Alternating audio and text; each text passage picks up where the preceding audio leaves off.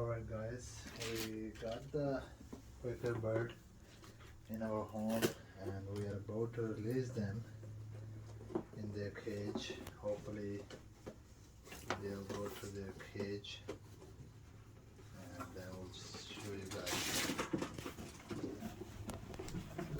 Let's go.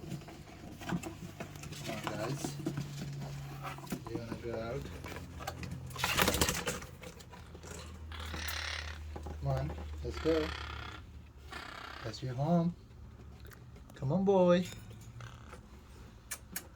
Come on, let's go. Here we go.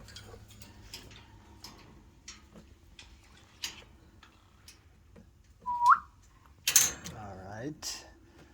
So guys, just to let you know that I had once a parrot in my childhood when I was, I think, 7, 8, and I had it very small and I grew that up. But unfortunately, in our country, cats are crazy, and she took it at night when it already grew up. He was able to fly and everything, but then that was a sad day. So now, after a long time, we have those, and let's see how it goes. We'll keep you guys posted for more videos, so stay tuned for that.